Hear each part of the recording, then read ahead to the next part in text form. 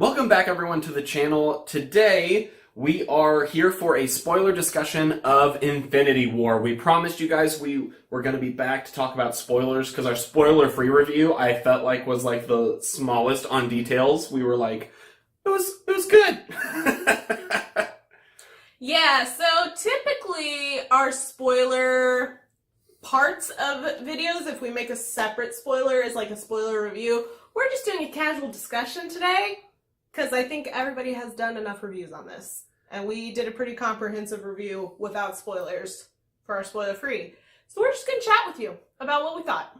Yeah, there's a lot of moving parts and elements of this movie we wanted to talk about because, like, I've been waiting for this movie for 10 years, you've been waiting for this movie for 10 years, and a lot happened in it. So we just wanted to discuss those more than, like, review them. We liked the movie. Spoilers. But, like we said, this video is going to be filled with spoilers, so if you haven't seen this movie yet, I highly recommend you go watch our spoiler-free review where we don't spoil anything, and go see the movie before you come watch this video. It is much more fun without being spoiled, because I was spoiled. Which didn't ruin it for me, but it made it a little less fun. So let's jump right into it. I think the biggest, surprise for me was Thanos during this movie. Thanos was so good. I think that they changed up the CGI between the trailers and the movie just a smidge. Mm-hmm. Unless I'm remembering the trailers wrong, I'm not sure. But he looked really good on screen. I agree. I think Josh Brolin did a really good job with the motion capture, and he brought a lot of life. I think previously Thanos has sometimes looked a little rubbery, like all mostly CGI characters except for this much of your faces. Well, especially our first introduction to him. Like, he's heavily, like, CGI looking. He looked a little bit more lifelike in this one. And overall, I really appreciated the amount of time this movie spent. In a lot of ways, he's kind of the protagonist of the film. Which is surprising that we feel that way because I did see somewhere, don't quote me on this, that they actually cut a lot of his backstory for time, which I think some people are upset about, but I think it worked out. They've obviously changed his backstory a lot from the comics.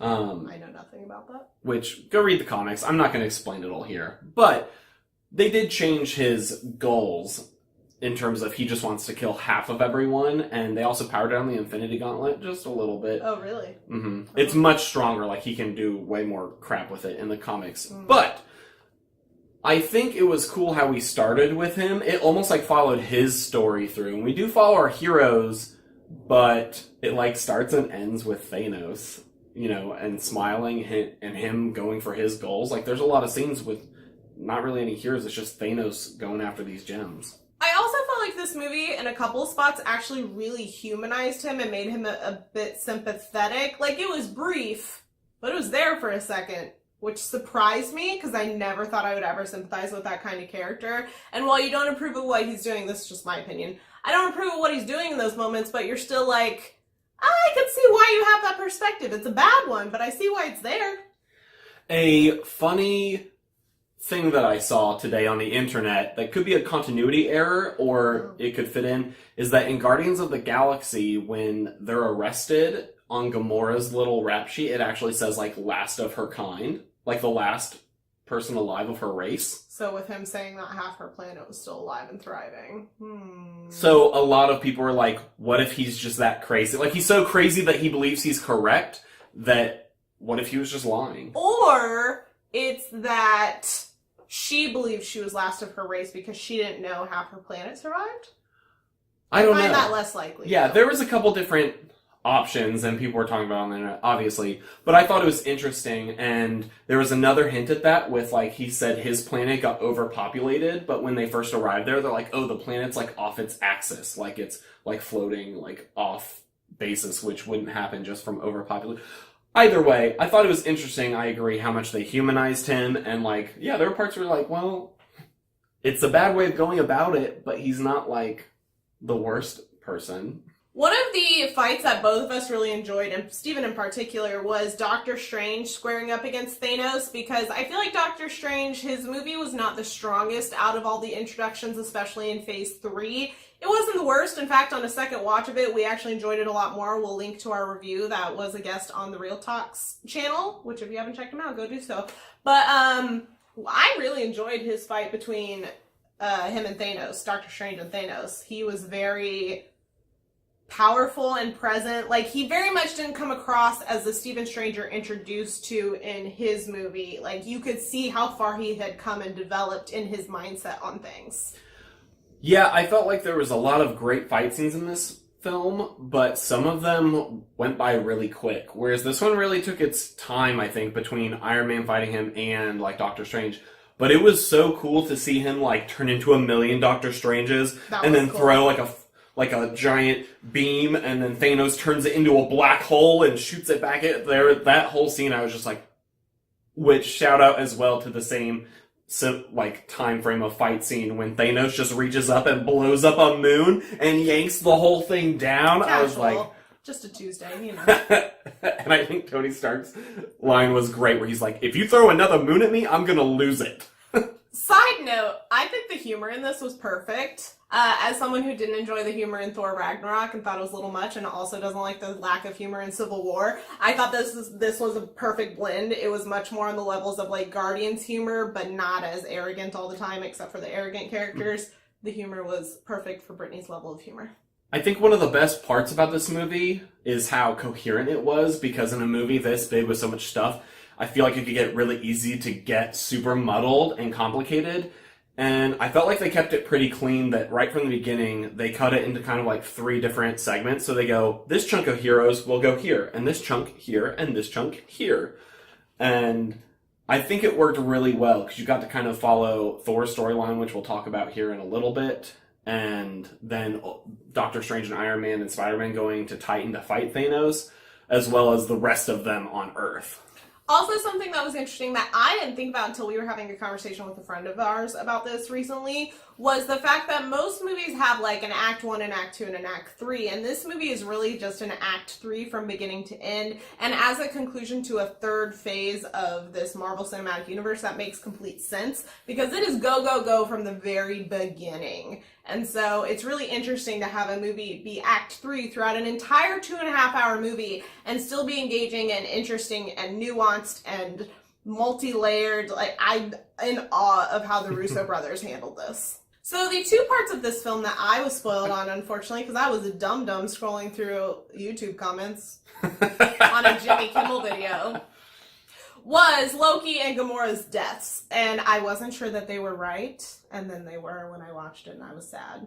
So Loki's death was actually unexpected, but well done. I think it was really interesting, but also heartbreaking that Thor's last words to him are, "You really are the worst brother." Like, he seems to be okay.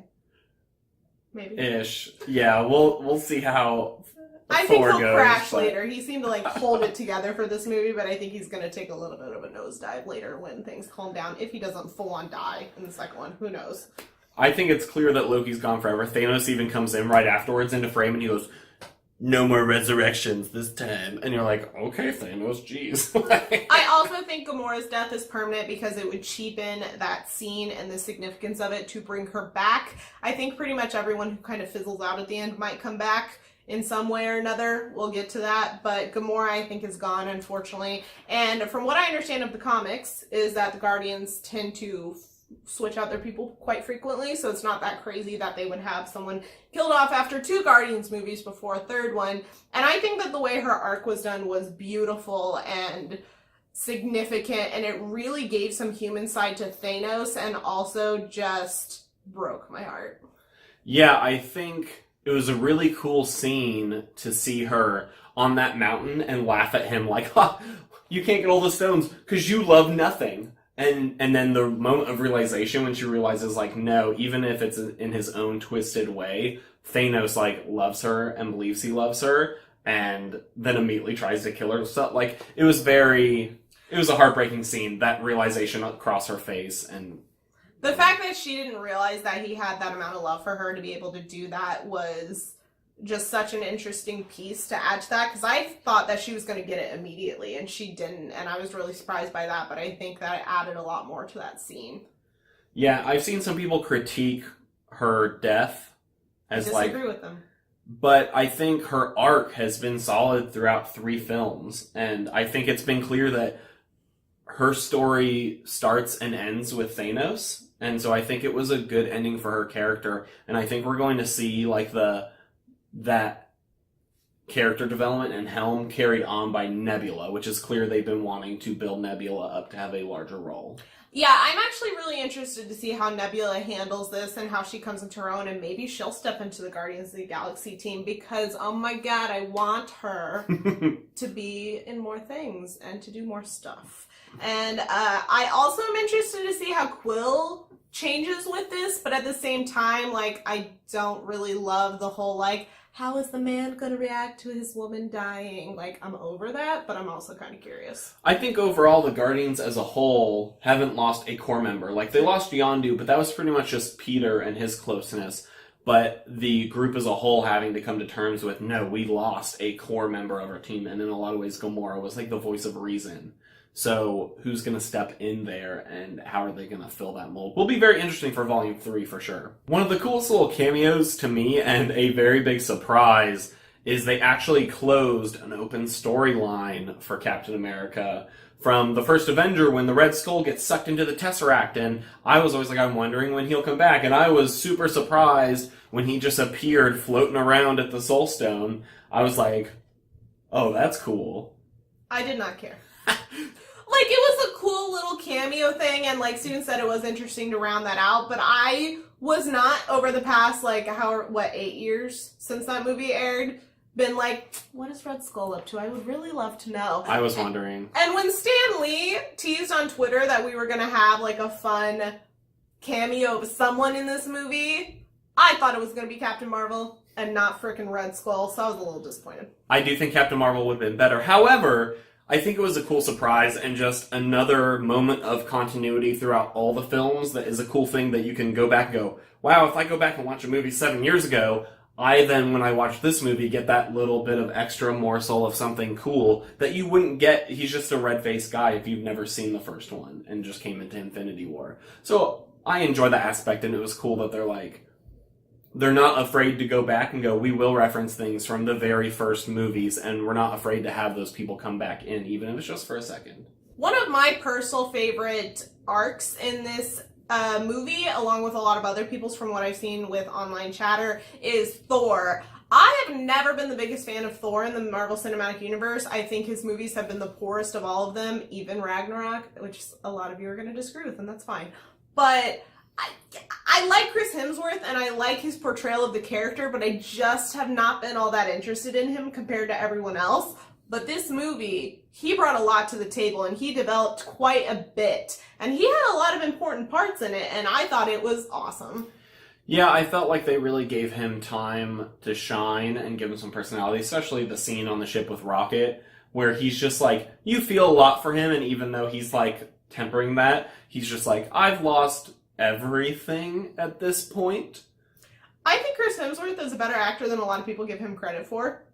And I agree. And one of the things I loved about this movie we mentioned in our spoiler-free is that they take the time to do those slow moments and those quiet moments in between characters amidst all of the huge third act fights. And I agree, that scene was extremely important to his character, and I think it's going to carry his character forward to whatever they do with him in the rest of this universe. I will say I really appreciate Thor Ragnarok for letting Thor have a personality. True. Because in Thor 1 and 2, he comes across very flat. Like, he just does things because this is what Thor does, and he doesn't really ever emote or, like, have a strong personality. And He's Thor Ragnarok, Batman without Bruce Wayne. Yeah, whereas Thor Ragnarok really let him come into his own, use a little bit of his comedy chops, and be that kind of guy who he's like, he has a positive attitude, even in the face of terrible things, but he also knows that he is one of the strongest people in the universe, and I especially like that with his new weapon, we see him move up, like, start embracing his power level, that he's, like, the strongest out of all of the Avengers. I think he's up there. I think Wanda's up there with him. And obviously Captain Marvel, I think, trumps all of them comic book-wise, power-wise, right? Maybe? No, Thor's still stronger. Okay, well. I will say Thor's arc does bring one minor complaint that I have about this movie, which we have not talked about. But Thor Ragnarok introduced this where Thor doesn't give a crap that his friends have died. Which, okay, to be fair, they didn't confirm that some people died on this ship. But as far as he knows, people in the ship that he was with, like Valkyrie, Korg, all those other people are dead as far as we're aware. I think both of them are still alive. At least Valkyrie is confirmed by Russo brothers. But he doesn't know that. And Ragnarok, all of his crew die except for, what's her face? And he doesn't give a crap about that. Yeah. He doesn't get, like, informed or, like, it bothers me that they just, like, gloss over that. Well, they actually do mention when Rocket is asking him who else died, because he was like, oh, what about your mom? And he was, like, killed by a dark elf. And he was like, friends? And he was, like, stabbed through the heart. And he Heimdall. He was referring to Heimdall. Was he referring to Heimdall? He was referring to Heimdall. He was not referring to the other ones. So it bothers me that they gloss over that. But anyways. Who cares about them? Who cares about them? Do you even remember their names? I don't. Valkyrie and Korg. Oh, not those guys. I meant the guys before that who died in Ragnarok. No, but they're a very important part of his, like, crew. I mean, that's true. Thor 1 and 2, they were big parts. You can go watch our review of Thor Ragnarok for further thoughts on that. But that was one of my minor complaints about this movie, and it's very minor because it's really inconsequential to the whole plot. Like we said earlier, they balanced everything really well, and a good little relationship that I think they balanced well in the story was Wanda and Vision. You see Wanda and Vision have been kind of ditching their sides to be a little closer, and they've been in a relationship. And I especially think towards the end, there's a lot of payoff for, like, their relationship and where it goes in this movie. As someone who doesn't enjoy romance, I'm sure you've heard that a million times on this channel from me, but I really liked how they balanced the romance in this movie. It wasn't a forefront thing. It was just an organic part of their lives, but it wasn't this, like, mega huge impacting thing that took over the plot. And Wanda's and Vision's was very important to the plot, but I don't feel like it overshadowed the plot. Like, it fit in very organically within it. And I think the way they handled their heartbreak and their, strong emotions during that time was very digestible, is the best way I can describe it. Like, it wasn't this overly sappy, like, take away from their characters. They are now just boiled down to their relationship kind of thing. And it was really good. And they also tie in some of, Hulk and Black Widows, just a smidge. Like, they had a little touch in there. And I just really enjoyed how they handled those in this. I think it made it even more heartbreaking at the end when she decides to sacrifice Vision. Such a good scene. And do it and kill him, which she was against the entire movie. And she finally does it. And Thanos just walks up, revives him in front of her, and kills him again. Well, and I think it's really important to her character that she responded negatively to Thanos reviving him, because I almost would have expected that she would have this sense of slight relief that she gets him back. But I guess she probably realized that he was going to kill him anyways. But, like, you'd think she would have had a split moment of, like, oh, that's exciting. But she didn't, because she knew the consequences, and I really liked that about her character. And a cool detail was that when Thanos does rip the gem out of his head, all the color comes out of his body, because he's the most colorful hero out of all of them, and when he just goes, like, gray, it was a very cool scene, but it was very sad because of the romance. You see Wanda when she kills him, and then he gets brought back. It was a whole thing, and it was good. And another touch on Wanda's character, I love her, and I'm really glad that she got some moments to shine in this movie, because her action sequences were really cool. Like, they did not hold back on her, and they really portrayed her power. There's this one scene during the fight at Wakanda that I thought was really great, where she plops in and saves, oh god, how do you pronounce it? Okoye. And Black Widow, and Okoye's just like, why was she up there the whole time? Like, it was just like, the way they balanced the girls in this movie, I love, because they had their moments of, like, girl power little groups that were just as important as the boys. And something that I really enjoy about the Marvel Cinematic Universe in general is the fact that they don't do this catfighting over the very attractive men in this cinematic universe, and they don't do any of this catty, typical female written bullshit that a lot of writers do. I just really love that they've never really done that in this cinematic universe. So like we said before, we're pretty sure that all the deaths that happen before the big moment at the end, which we're going to talk about it, will stay. But obviously at the end, Thanos gets his final Infinity Stone, and Thor puts the axe into his chest, and Thanos snaps, though, before he dies, and floats out of there. In the final scene, he doesn't have the wound, so assuming he healed himself. Which I think is dumb, but... But whatever.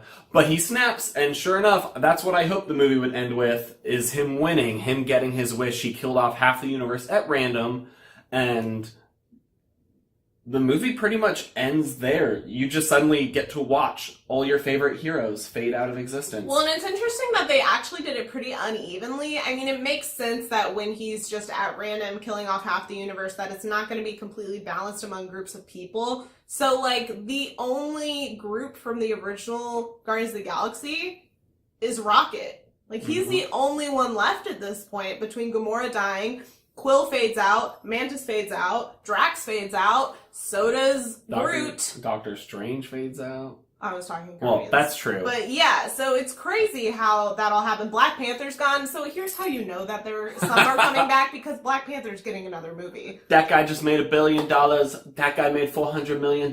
Yeah. They all have movies on the schedule. That's a lot of the other ones I could have been like, okay. I also don't think they would have killed off Tom Holland's Spider-Man. Our cat has decided that he wants to chime in. Why don't? So I think that we're definitely going to have at least some, if not all, come back. Now, whether they come back and then get killed again in second part, a few of them, because I think we need some main character deaths. There were not enough permanent ones in this one. Yeah, they killed off some minor characters. Even, like, I would say Vision being one of the biggest ones was still fairly minor. My Deadpool list, essentially, was Thor, Captain America, and Iron Man. I'm thinking Thor will stay. Really? I wonder... there are development in this, I keep wanting to say episode in this movie. In this episode. It's an episode of the Marvel Cinematic Universe. I think with his development, yeah, he's gonna stay. But Captain America's played out. Iron Man's played out. Like, they can go. Yeah, I think it'll be interesting to see what they choose. I think one of the coolest things that was also a discussion I saw later that I didn't realize, but something that stood out to me is that when everyone's fading away, they'll go really fast. Like, they'll go... Some do and some don't. I mean, almost all of them do. Doctor Strange gets a second to say something, but then Peter Parker gets, like, this really long drawn out where he goes, I don't feel so good, can come over, and has this really sad scene. But... What's your theory? What I saw was, like, he's also the only member who has spider sense. So his... He could feel So his spider sense felt the danger coming. That's why he's like, I don't feel so good, and then fades out. Whereas it's so fast for some other people. Gotcha. And I thought that was a cool little fan. Like, that's what I think it is now, too. Also, I saw a thing that is not confirmed, so if this is wrong, I apologize. But was that Tom Holland improvised that entire scene, which I will say that got me most out of everyone fading, even though I know that most of them, if not all of them, are going to come back at least temporarily. But I don't want to go as a Doctor Who fan. Ugh, I could not. And I know a lot of people online also felt the same way, because I was going to do a little out of context Infinity War spoiler, and like 50 other people had already done it, so I was like, never mind. But, I think that even if those deaths aren't permanent, which we know that at least some of those fade outs won't be, all the people who have movies slated won't be, that it was still good and you still felt those because, like, you at least see the reactions of the remaining heroes. Like, you get to see how upset Iron Man is when literally everyone with him except for Nebula just poofs and he looks so upset, and he's stuck on a moon, like, across the universe. Tony Stark is going to be broken at the beginning of part 2, in my opinion, because not only did, everybody go, Spider-Man is kind of his, like, baby project prodigy, and also his comment before about Thanos being in his head for 6 years, like, he saw this, he saw all of his friends die, and to have that realization come to fruition is going to be devastating for him. I'm very interested to see if he just absolutely loses it or not. But I do think that the next film will be very interesting because you kind of see they got the core crew back together. So you have Black Widow, Captain America, Thor, Iron Man, and Hulk all there. That's true. And plus a couple extras, plus Rocket, plus Okoye, plus a couple other people who will get to be there. But I think that's cool that they're kind of bringing, the originals back in, who will clearly start the movie together. You're only missing one person, Hawkeye. And Ant-Man. I mean, well, Ant-Man's not an original Avenger, though. Oh. That's what I was saying. But I'm really hoping for, like, beginning of the next one to start with Hawkeye with his family and just watch all his family fade away, and that's why he decides to show up again, because I thought he was going to show up in this movie, and he did not. So with that being said, I think we've touched on all the spoilery parts we wanted to talk about. Let's talk about what we're expecting for part 2, whatever they title it, which apparently isn't going to be a part 2. I'm very excited for Captain Marvel. Very excited. I recently started reading some of her comics, and I love her, and I'm very excited. Also, Brie Larson. It'll definitely be interesting where they go with it, because it definitely feels like they're trying to set the stage, and really it does, for the next 10 years of Marvel movies, because they're not going to have another event like this for a little while, or if they do, won't have the same impact. Not as much as the first Infinity War movies. So I'm very fascinated to see what they do with the characters and who's really left standing after part 2, because you could tell that this was like part 1 and that they were clearly saving some big stuff for part 2. We need some big deaths. We need to close out a phase 3, what has been a culmination of 10 years of movies, with some people retiring permanently with the form of death. Yep, and I think we'll get it. I think we'll get at least one. I think we need at least 2. I don't know if Disney will approve such amazing merchandising people as to, like, say, we'll get rid of Captain America and Iron Man. I think they'll go, I you think can it's pick more one. likely that I think Iron Man will for sure die. I think Captain America may retire, which he's already done. But I think he'll do it again, more permanently, and Bucky will take that on. My prediction is that Iron Man is going to be so angry that at whatever big thing happens, he's going to get his hands on that gauntlet and he's going to use it. Even though as a human, that thing's going to consume him and blow him up. The gauntlet is destroyed. No, it's just melted a little. I think it's fine. destroyed. I think it's fine. It's still on his hand. I think that Iron Man will reverse everything, but it will cost him his life, and Captain America will choose passing the mantle to Bucky. Interesting. Come back to this video in a year, if I'm right, and give me a thumbs up. You know what? We were wrong on Westworld things from, like, one video to the next, so we're probably terribly wrong. We're bad at predictions, is what I'm learning. But we'll see! I also kind of hope that the part 2 of this doesn't have quite so many big action sequences. I think those had a time and a place in this movie, and I almost hope that the next movie is, like, a little more depressing throughout. Is that weird? No, I don't think so. Like, I want it to be, like, dark, and I want people to just relish in all of their deep, dark feelings and have, like, a lot more slower moments. I have no idea if that's going to happen, but I would be interested to see that. I mean, I would agree. I think anytime I watch a movie like this, my number one complaint is, for me, I'm like, I wish it got darker. Like, I wish the stakes were higher. I wish people were angrier and more hurt by the things that should make them angry and hurt. And I think that if any movie will do it, it's going to be the next one. We'll see if they go there. So between now and then, what do we have? We have Ant-Man and the Wasp, we have a Captain Marvel. And that's it. And that's it. I believe so. Yeah. Which I believe Ant-Man and the Wasp takes place before Infinity War, but Captain Marvel obviously takes place before because it's set in the 90s. So they both are pre-dealing with Infinity War fallout? Yeah, I think that's all we have, because they're filling the rest of the year with non-MCU Marvel movies. Like Deadpool. Or Venom. Or Venom. Yeah, so we'll see how those go, but they're not in the MCU, so I don't care. I was actually half hoping Deadpool would show up in this as the surprise little cameo. Even for like just a second when they're like popping in and out of places. I'm really hoping they bring in a fully new casted Fantastic Four in the next movie. They keep under wraps, but we'll see. I don't know, I'm kind of over Fantastic Four. But that's because they've never been good. I know. But that's how we feel. Let us know how you felt about this movie. Yeah, that's all we have, I think. Obviously, we could probably talk spoilers about this all day, but I think those are all the biggest moments. Like I said, let us know your opinions and all your spoilery thoughts, because I asked you guys not to have spoilery thoughts in the comments on our spoiler-free video. So let's talk about it. Let's get into all of the things. And if you like this video and want to see more spoiler-specific reviews from us, please give us a thumbs up. It really does influence how we chart out future videos. It also helps us get seen by more people, which helps.